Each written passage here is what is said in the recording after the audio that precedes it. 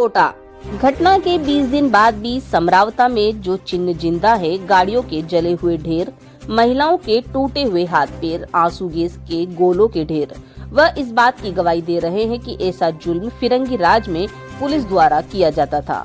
लोकतंत्र में जनता की माल व जीवन की रक्षा का दायित्व पुलिस पर है। उस पुलिस ने ही लोगों के घरों के बाहर खड़ी गाड़ियों को जलाया, लोगों की प्रॉपर्टी को भी नुकसान पहुंचाया, घरों में घुस कर गाड़ियों, टीवी, सोफा सहित सामानों को तोड़ा है। महिलाओं, पुरुषों, बच्चों तक को भी नहीं बख्शा। यह जुर्म की दास्तां अंग्रेजों के राज की याद दिलाती है।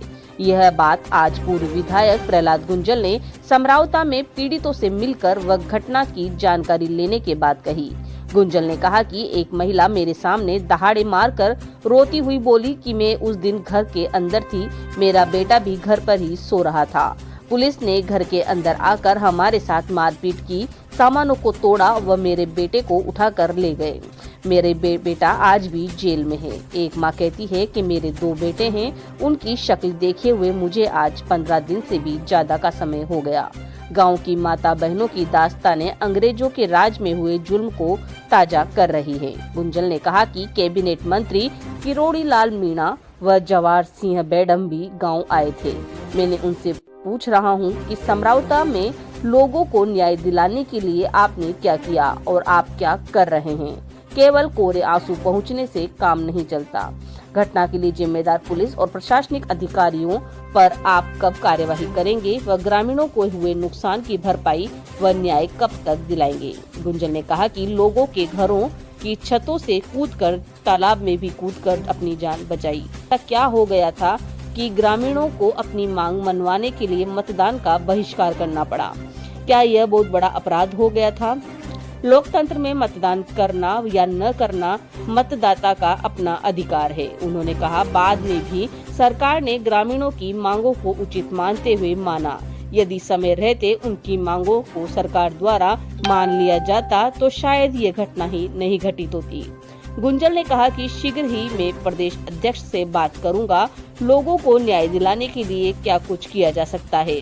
जैसे भी दिशा निर्देश प्रदेश अध्यक्ष जी के द्वारा दिए जाएंगे, आगे की रणनीति भी उसी प्रकार तय होगी।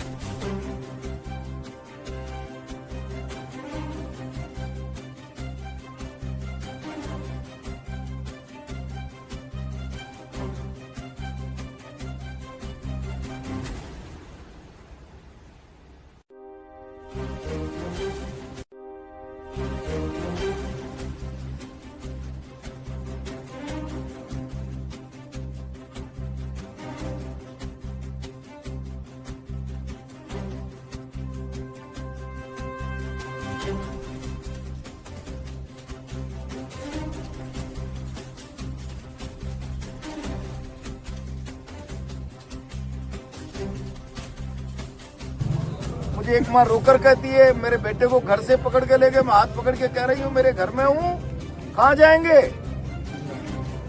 घर में से घसीट कर जिन लोगों को ले गए, वह गुनाहों के साथ न्याय होना चाहिए। मैंने आज गांव में लोगों से कहा है, मुझे समय दीजिए। जिनसे जबरदस्ती वोट डलाया, मैं सरकारी अधिकारी हूँ, तुम सरकार के नौकर हो, वोट डालिए। आदर्श आचार संहिता में किसी भी अधिकारी को सरकार का पक्ष रखने का निष्पक्ष मतदान के अलावा कोई अधिकार नहीं होता। यहाँ के एसडीएम ने अपने अधिकारों का वायलेशन किया है। आदर्श आचार संहिता इलेक्शन की उसका वायलेशन किया है। अविलंब उसके खिलाफ भी कार्रवाई होनी चाहिए। मैंने गांव के लोगों को स्पष्ट कहा है, मुझे पार्टी में बात कर लेने दीजिए। सरकार के प्रतिनिधि जो यहाँ आकर बात करके गए, मुझे उनसे बात कर लेने दीजिए। आंखों पर पट्टी बांधकर नहीं बैठे सकते। विश्वास रखिए, सरकार के यहाँ आए प्रतिनिधि मंडल जो सरकार का चेहरा बन के आए, किरोड़ी जी और जवाहर जी, क्या उन्होंने बात की है? क्या वो भरोसा गांव को दे रहे हैं? मुझे बात कर लेने दीजिए। मेरी पार्टी के स्टैंड के बारे में भी मुझे बात कर लेने दीजिए। उसके बाद जरूरत पड़ी तो लोगों को न्याय दिलाने के लिए मैंने कहा है, मैं आऊंगा। पंच पटेलों को बुलाना एक बार और फिर हम यहाँ पर कोई बड़ी महापंचायत करेंगे।